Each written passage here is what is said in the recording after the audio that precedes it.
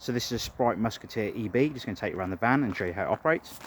On the front side of the van, on each side, you have your wind down legs to stabilise the Caravan when it's on site. You'll see when I go around the back what they look like when they're down. You've got the handbrake, jockey wheel and hitch on the front of the van and your connection to the car. This is all something I'll go through with you when you arrive on site. You've got your 2 gas bottle tie downs in the front locker and your gas regulator up on the bulkhead with yellow gas valve here to turn off the gas supply to the Caravan should you ever need to. On this side of the van, you've got your water pipe pickup, should I say. So you've got a blue trigger on here, which you simply pull back and press into place, and the pickup end drops down inside the aqua roll. You've also got your other wind down leg on the side of this van, on this side of the van, and we'll go through how to fill the water system once we go inside. This cover here is for when you're running the heating and hot water on gas, and you will need to remove this cover prior to use because essentially that is a carbon monoxide exhaust and it allows any fumes to come outside of the van. So potentially if you had it on, the fumes could build up inside the van, but you always make sure that is off before you ever ignite it. Coming slightly further back, you've got your mains lead coming into the side of the Caravan, as you can see, and you've got your 110 amp leisure battery on board also. The wheel nuts will torque before you take the Caravan away, and they need to be torqued to 120 newton meters. And we do advise you do this regularly, regularly as in like every time you travel or every couple of times you travel, just so you can see that they are still tightened correctly. Got an aerial point on the outside of the van, which connects up on the inside, so you can connect an on-site aerial just here on the outside of the van. 2 grey waste pipes, so you've got your fresh water that goes in the front. The 2 grey pipes that you see coming out the side of the van here are actually where the waste water comes out. That is nothing to do with the toilet side of the waste. I'll explain that in a second. So you'd have your 2 grey pipes that go into these connectors around the outside here. You'd push them into place and then drop them down into the waste master for on the outside of the van. You've then got your toilet locker just here, as you can see. The neck that comes out at the top is actually a fill for the flush system, so you'd fill that with 3.5 litres of water and a cap full of the pink fluid for use. Toilet cassette, very simple to remove. You plug the green handle underneath, pull the cassette towards you. The neck here is for tipping the waste away. And on the back of the toilet cassette, the green button that you've got there is actually for releasing the pressure out of the toilet cassette as you're tipping the waste away. The green cap on here is a measure for the blue fluid, and you put 1 capful of the blue fluid in and then 1 litre of water into the cassette before use. You've got a storage locker on the back of the van, which is currently locked at the moment. That is just storage at the rear of the van.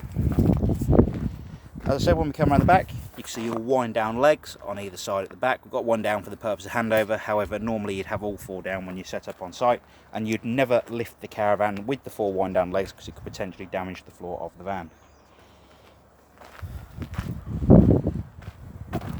On the door side of the van, you've got these 2 vents just here, and they're the heat vents for the side of the fridge unit.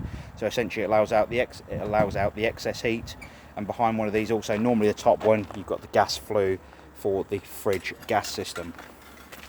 Again, as I said on the other side, we'll torque the wheel nuts before you take the van away.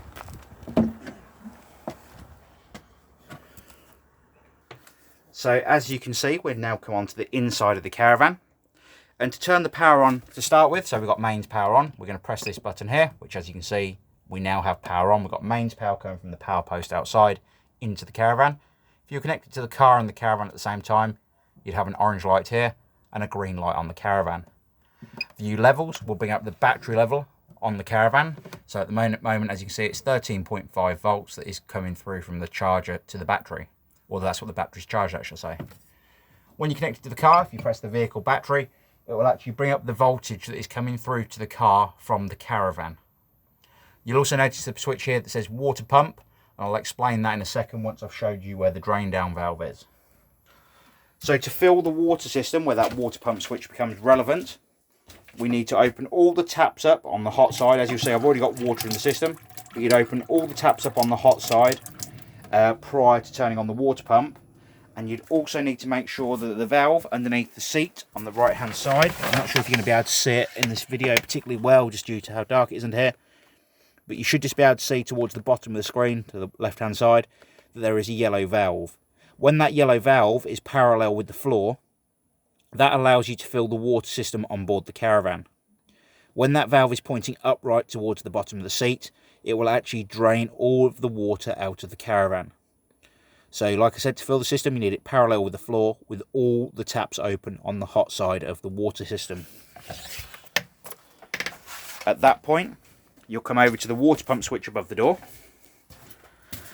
and you can turn on the water pump, which is already turned on, as you can see, but when it's off, it'll have no light. When it's on, it'll have the green light above it. This control panel does dull down after a while, just so it doesn't interfere with sleep at night.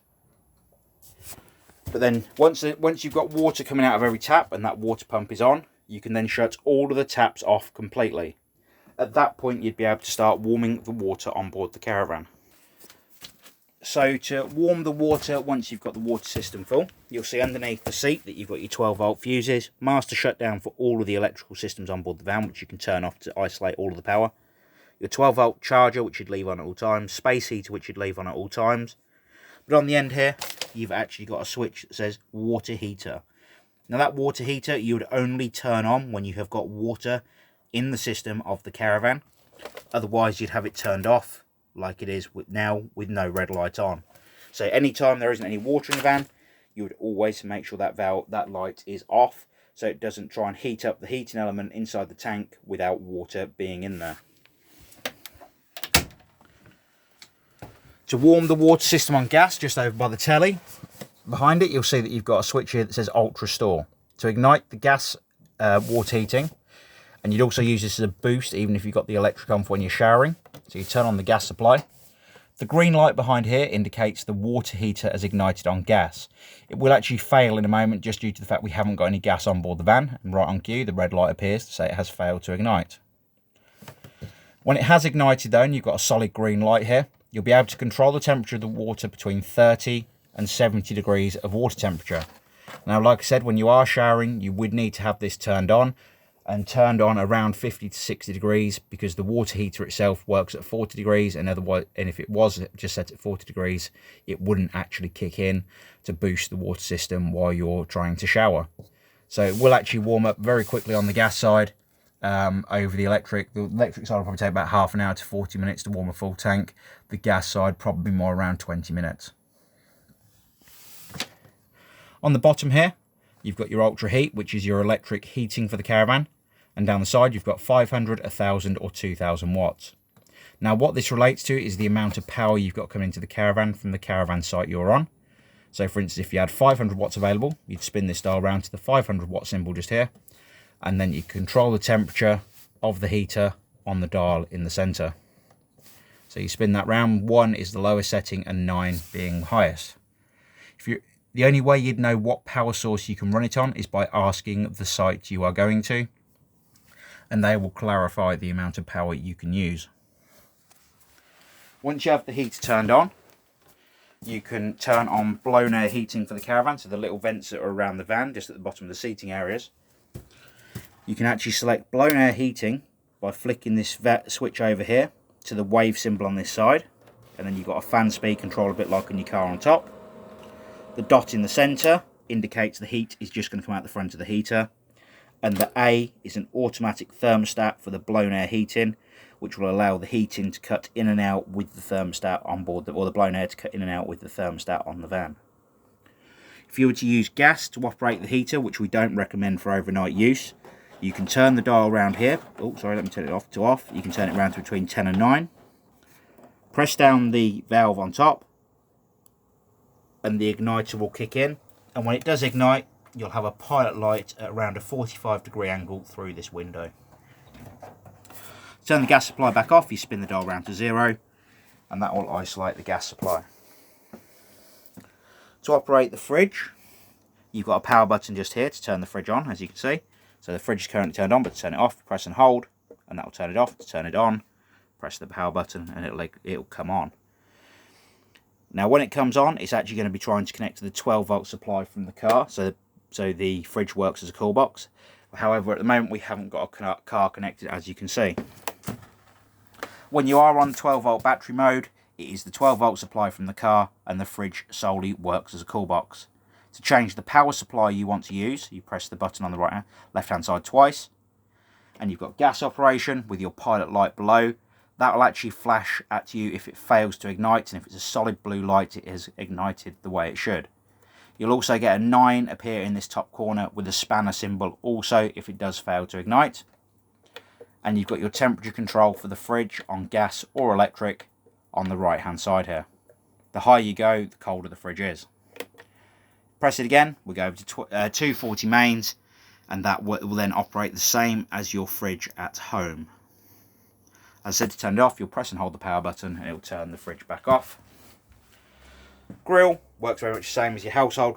Oven, grill, etc. works very much the same as your household, with an igniter on the front, which you can hear there clicking away.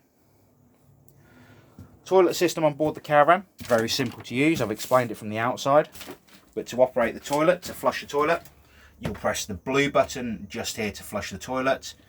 And the white handle you see there is to allow the waste flap in the centre of the toilet to open. So when you are using the loo, the waste goes down. We do recommend before you use the toilet though, you do open that flap so the waste goes straight down into the cassette. The microwave, very simple again to use, works a bit like your household. You've got start here, which we'll just try and get it to come on. There we go. So that is the microwave operating. I'm just going to turn that off because at the moment we've got nothing in there. But you'd work the microwave very much the same as your household, but that will only work when you've got 240 mains as a power supply. If you have any further questions on the Sprite Musketeer EB, please do give me a call here at the Caravan Company and I'll be more than happy to help. Thank you for watching and I hope you enjoy the Caravan.